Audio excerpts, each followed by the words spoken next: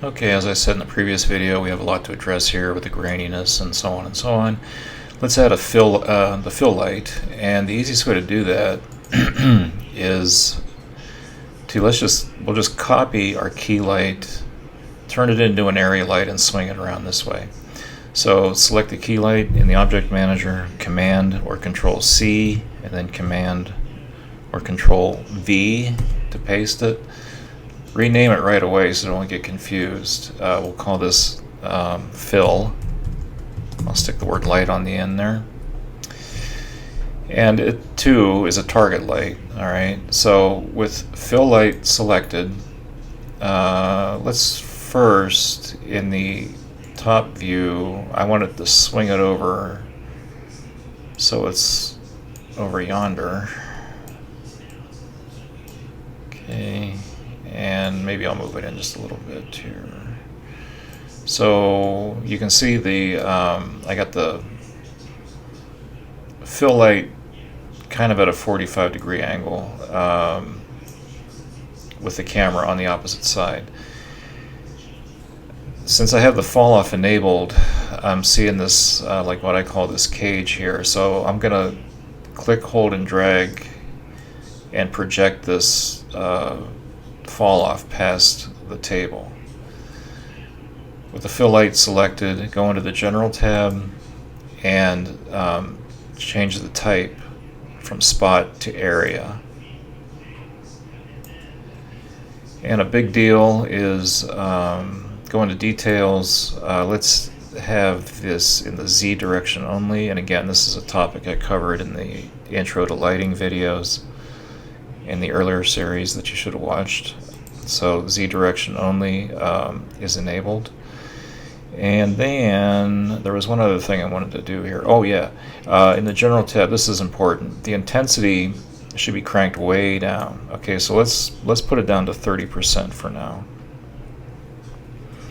So that's the parameters that we're using for our area light here. And we'll see what happens here. Did I mess something up? Let's go to my go to the perspective view. Let's go to the render camera. There we are. Do a render of this. We'll see if there's any marked change here. And yeah, it's working very well because now we can see the entire table here. The shadows have softened a whole bunch. That graininess in the shadows has pretty much disappeared, and there is some graininess, but we can address that. This shadow here looks beautiful now. The one thing that's messed up on mine, and yours might look different because you might use different materials. The materials I use for the pyramid and the tube are just not doing it for me, so I'm going to have to address that. However, the fill light was a success here. Let's go back to my default camera, and let me go into the front view. Well, let's go here. Let me scroll way out so you guys can look at this. So here's my key light, which is a spotlight shining on the objects. You can see my big background in the back there. Here is my area light, and you can see, let me move it over here. Oh, whoops, wrong. Fill light. This is, pardon me, this is my fill light. It's only going in the Z direction, and it's way out here. It's easier to see in the top view where everything is. Right now the fill light is selected, and that's the key light. Okay, so I kept the fill light as an area light. I kept it at its default 200 by 200 centimeters. The key thing is to have that intensity cranked down to 30%. And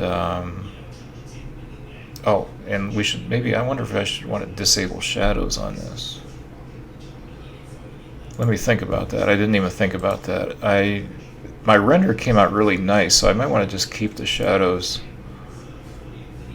on my fill light, but let me disable the shadows on the fill light to see if that gives me any different change. It might not even affect it because the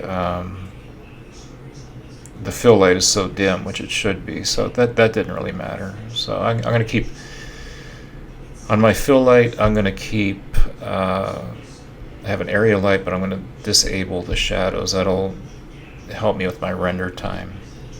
So we'll put in the backlight next, and I'll see you soon.